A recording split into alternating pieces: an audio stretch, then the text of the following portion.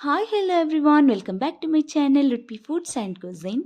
ನೀವು ಇನ್ನೂ ಕೂಡ ಮಸಾಲ ಕಟ್ಲೆಟ್ ಟ್ರೈ ಮಾಡಿಲ್ಲ ಅಂತ ಅಂದರೆ ಡೆಫಿನೆಟಾಗಿ ಈ ರೆಸಿಪಿನ ಟ್ರೈ ಮಾಡಬೇಕು. ತುಂಬಾ ಟೇಸ್ಟಿಯಾಗಿರುತ್ತೆ, ಮಾಡೋದಕ್ಕೂ ಕೂಡ ಅಷ್ಟು ಈಸಿ.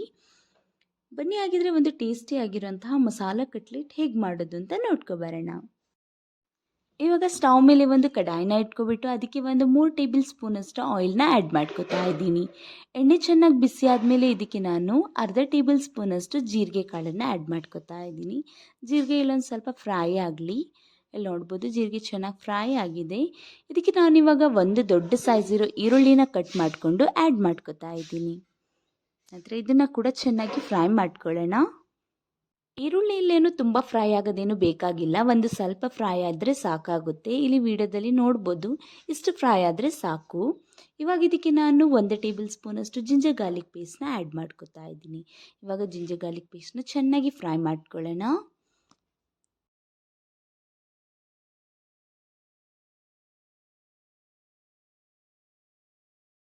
ಒಂದ್ಸಲ ಇಲ್ಲಿ ಜಿಂಜರ್ ಗಾರ್ಲಿಕ್ ಪೇಸ್ಟ್ ಚೆನ್ನಾಗಿ ಫ್ರೈ ಆದಮೇಲೆ ಇದಕ್ಕೆ ನಾವು ಒಂದು ಸ್ವಲ್ಪ ಚಿಕನನ್ನು ಆ್ಯಡ್ ಮಾಡ್ಕೊಳ್ಳೋಣ. ಇಲ್ಲಿ ನಾನು ಮೊದಲಿಗೆ ಬೇಯಿಸ್ಕೊಬಿಟ್ಟು ಉಪ್ಪು ಮತ್ತು ಹಳದಿ ಪೌಡ್ರ್ ಹಾಕ್ಕೊಂಡು ಬೇಯಿಸ್ಕೊಬಿಟ್ಟು ಇದನ್ನು ಈ ಥರ ಸ್ಟ್ರೆಡ್ ಮಾಡ್ಕೊಂಡು ಇಟ್ಕೊಂಡಿದ್ದೀನಿ. ಇದನ್ನು ಇದಕ್ಕೆ ಆ್ಯಡ್ ಮಾಡ್ಕೊಬಿಡೋಣ. ನಂತರ ಇದನ್ನು ಚೆನ್ನಾಗಿ ಮಿಕ್ಸ್ ಮಾಡ್ಕೊಳ್ಳಿ.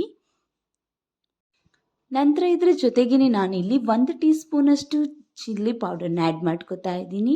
1/2 ಟೀ ಸ್ಪೂನಷ್ಟು ಅರಿಶಿನ ಪೌಡರ್, 1 ಟೀ ಸ್ಪೂನ್ ಧನಿಯಾ ಪೌಡರ್, ಅರ್ಧ ಟೇಬಲ್ ಸ್ಪೂನ್ ಗರಂ ಮಸಾಲ ಪೌಡರ್ನ ಆ್ಯಡ್ ಮಾಡ್ಕೊತಾ ಇದ್ದೀನಿ. ಇದನ್ನೆಲ್ಲ ಇವಾಗ ಚೆನ್ನಾಗಿ ಮಿಕ್ಸ್ ಮಾಡ್ಕೊಳ್ಳೋಣ. ಒಂದು ಸ್ವಲ್ಪ ಫ್ರೈ ಆಗಲಿ ನಡೀಲಿ.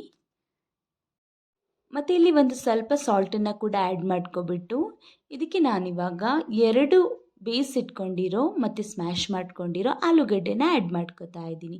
ಚೆನ್ನಾಗಿ ಸ್ಮ್ಯಾಶ್ ಮಾಡ್ಕೊಬಿಟ್ಟು ಇದನ್ನು ಆ್ಯಡ್ ಮಾಡ್ಕೊಳ್ಳಿ. ನಂತರ ಮಸಾಲೆ ಜೊತೆ ಇದನ್ನು ಚೆನ್ನಾಗಿ ಮಿಕ್ಸ್ ಮಾಡ್ಕೋಬೇಕು. ಮಸಾಲೆ ಎಲ್ಲ ಆಲೂಗಡ್ಡೆಗೆ ಹಿಡ್ಕೋಬೇಕು, ಆ ರೀತಿ ಇದನ್ನು ಮಿಕ್ಸ್ ಮಾಡ್ಕೊಳ್ಳಿ. ನೋಡಿ, ಇಲ್ಲಿ ವಿಡಿಯೋದಲ್ಲಿ ತೋರಿಸಿರೋ ರೀತಿ ನೀವು ಮಿಕ್ಸ್ ಮಾಡ್ಕೊಳ್ಳಿ. ಇಲ್ಲಿ ನೋಡ್ಬೋದು ಮಸಾಲೆ ಜೊತೆ ಇದು ಚೆನ್ನಾಗಿ ಮಿಕ್ಸ್ ಆಯಿತು. 1 ರಿಂದ 2 ನಿಮಿಷ ಇದೇ ರೀತಿ ನೀವು ಮಿಕ್ಸ್ ಮಾಡ್ತಾನೆ ಇರಿ. ನಂತರ ಇದಕ್ಕೆ ನಾನು ಫೈನಲ್ ಆಗಿ ಒಂದು ಸ್ವಲ್ಪ ಸಾಂಬಾರು ಸೊಪ್ಪನ್ನು ಆ್ಯಡ್ ಮಾಡ್ಕೊತಾ ಇದ್ದೀನಿ. ಆಮೇಲೆ ಒಂದು ಸ್ವಲ್ಪ ಕಟ್ ಮಾಡಿಟ್ಕೊಂಡಿರೋ ಈರುಳ್ಳಿನ ಆ್ಯಡ್ ಮಾಡ್ಕೊತಾ ಇದ್ದೀನಿ. ಇವಾಗ ಫ್ಲೇಮನ್ನು ಆಫ್ ಮಾಡ್ಕೊಬಿಡಬೇಕು, ಯಾಕಂದರೆ ಈರುಳ್ಳಿ ಮತ್ತು ಸಾಂಬಾರು ಸೊಪ್ಪು ಬೇಯೋದು ಬೇಡ, ಹಾಗೆ ಇದ್ದರೆ ಚೆನ್ನಾಗಿರುತ್ತೆ. ಇವಾಗ ಇದನ್ನು ಕೂಡ ಚೆನ್ನಾಗಿ ಮಿಕ್ಸ್ ಮಾಡ್ಕೊಳ್ಳೋಣ ಮಸಾಲೆ ಜೊತೆ. ನೋಡಿ, ಮಸಾಲೆ ರೆಡಿ ಆಯಿತು. ಇವಾಗ ಇದನ್ನು ಸ್ವಲ್ಪ ತಣ್ಣಗಾಗೋಕ್ಕೆ ಬಿಟ್ಬಿಡೋಣ. ಬಿಸಿ ಬಿಸಿಲಿ ಕಟ್ಲೆಟ್ ಮಾಡೋದು ಬೇಡ, ಸ್ವಲ್ಪ ತಣ್ಣಗಾಗಲಿ, ಆಮೇಲೆ ಕಟ್ಲೆಟ್ ಮಾಡೋಣ.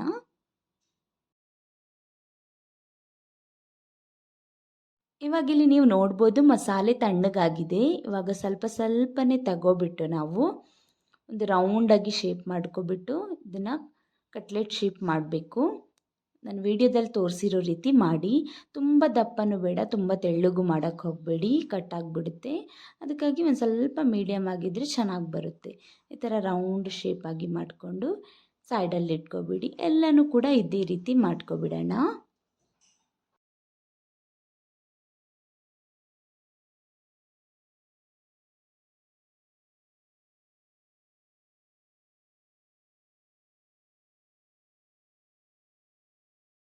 ಇವಾಗ ನಾನು ಒಂದು ಮೊಟ್ಟೆನ ತಗೋಬಿಟ್ಟು ಅದಕ್ಕೆ ಸ್ವಲ್ಪ ಸಾಲ್ಟನ್ನು ಆ್ಯಡ್ ಮಾಡಿ ಚೆನ್ನಾಗಿ ಬೀಟ್ ಮಾಡಿಕೊಂಡು ಈ ಥರ ಸೈಡಲ್ಲಿ ಇಟ್ಕೊಬಿಡಬೇಕು.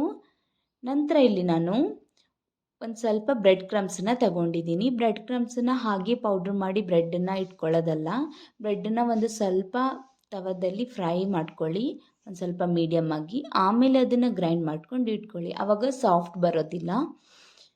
ಇವಾಗ ಎರಡನ್ನೂ ಕೂಡ ರೆಡಿ ಮಾಡ್ಕೊಂಡು ಇಟ್ಕೊಬಿಡೋಣ. ಇವಾಗ ನೋಡಿ, ರೆಡಿ ಮಾಡ್ಕೊಂಡಿರೋ ಕಟ್ಲೆಟ್ನ ಇದಕ್ಕೆ ಫಸ್ಟ್ ಮೊಟ್ಟೆಗೆ ಡಿಪ್ ಮಾಡ್ಕೊಳ್ಳಿ, ನಂತರ ಬ್ರೆಡ್ ಕ್ರಮ್ಸಿಗೆ ಡಿಪ್ ಮಾಡ್ಕೋಬೇಕು. ಚೆನ್ನಾಗಿ ಕವರ್ ಆಗಬೇಕು ಇದಕ್ಕೆ ಕೋಟಿಂಗ್, ಆ ರೀತಿ ಇದನ್ನು ಇದು ಮಾಡಿ. ನೋಡಿ ಈ ರೀತಿ. ಇವಾಗ ಎಲ್ಲನೂ ಕೂಡ ಇದೇ ರೀತಿ ನಾವು ಮಾಡಿಕೊಂಡು ಸೈಡಲ್ಲಿ ಇಟ್ಕೊಬಿಡೋಣ. ಮತ್ತು ನಮಗೆ ಫ್ರೈ ಮಾಡಬೇಕಾದ್ರೆ ಈಸಿ ಆಗುತ್ತೆ. ಇವಾಗ ಸ್ಟವ್ ಮೇಲೆ ಒಂದು ಫ್ರೈಂಗ್ ಪ್ಯಾನ್ನ ಇಟ್ಕೊಬಿಟ್ಟು ಅದಕ್ಕೆ ಒಂದು ಸ್ವಲ್ಪ ಎಣ್ಣೆನ ಆ್ಯಡ್ ಮಾಡ್ಕೊಂಡಿದ್ದೀನಿ. ಎಣ್ಣೆ ಸ್ವಲ್ಪ ಚೆನ್ನಾಗಿ ಬಿಸಿ ಆದಮೇಲೆ ಇದನ್ನು ಮೀಡಿಯಮ್ ಫ್ಲೇಮ್ಗೆ ಟರ್ನ್ ಮಾಡಬೇಕು. ನಂತರ ಒಂದೊಂದೇ ಕಟ್ಲೆಟ್ನ ಈ ರೀತಿ ಆ್ಯಡ್ ಮಾಡ್ಕೊಬಿಟ್ಟು ಚೆನ್ನಾಗಿ ಫ್ರೈ ಮಾಡ್ಕೋಬೇಕು. ಯಾವುದೇ ಕಾರಣಕ್ಕೂ ಫ್ಲೇಮ್ ಹೈಯಲ್ಲಿ ಇಟ್ಕೊಬಿಟ್ಟು ಫ್ರೈ ಮಾಡೋಕ್ಕೆ ಹೋಗಬೇಡಿ, ಯಾಕಂತಂದರೆ ಸೀದೋಗ್ಬಿಡುತ್ತೆ ಹೊರಗಡೆ ಕೋಟಿಂಗ್. ಅದಕ್ಕೋಸ್ಕರ ನೋಡಿ, ಇಲ್ಲಿ ಎರಡೂ ಸೈಡ್ ಕೂಡ ಚೆನ್ನಾಗಿ ಫ್ರೈ ಮಾಡಬೇಕು ಇದ್ರದ್ದು. ಯಾಕಂದರೆ ಒಳಗಡೆದು ಮಸಾಲೆ ನಮಗೆ ಬೆಂದಿರುತ್ತೆ, ಹೊರಗಡೆ ಕೋಟಿಂಗ್ ಮಾತ್ರ ಫ್ರೈ ಆದರೆ ಸಾಕು. ಅದಕ್ಕೋಸ್ಕರ ಮೀಡಿಯಮ್ ಫ್ಲೇಮಲ್ಲೇ ಇಟ್ಕೊಂಡು ನೀವು ಇದನ್ನು ಫ್ರೈ ಮಾಡ್ಕೊಳ್ಳಿ. ನೋಡಿ, ಇಲ್ಲಿ ಚೆನ್ನಾಗಿ ಫ್ರೈ ಆಗಿದೆ, ಕಟ್ಲೆಟ್ ಕ್ರಿಸ್ಪಿಯಾಗಿ ಬಂದಿದೆ. ನೀವು ಕೂಡ ಡೆಫಿನೆಟಾಗಿ ಟ್ರೈ ಮಾಡಿ. ಒಂದು ಟೇಸ್ಟಿ ಆದಂತಹ ಮಸಾಲ ಕಟ್ಲೆಟ್ ರೆಡಿಯಾಗಿದೆ. ಹೋಪ್ಫುಲಿ ರೆಸಿಪಿ ಇಷ್ಟ ಆಗಿದೆ ಅಂತ ಅನ್ಕೋತೀನಿ. ಇಷ್ಟ ಆಗಿದ್ರೆ ವಿಡಿಯೋಗೆ ಒಂದು ಲೈಕ್ ಮಾಡಿ, ಮತ್ತು ನನ್ನ ಚಾನಲ್ನ ಇನ್ನೂ ಕೂಡ ಸಬ್ಸ್ಕ್ರೈಬ್ ಮಾಡಿಲ್ಲ ಅಂತ ಅಂದರೆ ಪ್ಲೀಸ್ ಸಬ್ಸ್ಕ್ರೈಬ್ ಮಾಡಿ. ಹಾಗೆ ಪಕ್ಕದಲ್ಲಿರೋ ಬೆಲ್ ಐಕನ್ನ ಮರಿದೇ ಕ್ಲಿಕ್ ಮಾಡಿ. ಮತ್ತು ನನಗೆ ಹೀಗೆ ಸಪೋರ್ಟ್ ಮಾಡ್ತಾ ಇರಿ. Thank you for watching.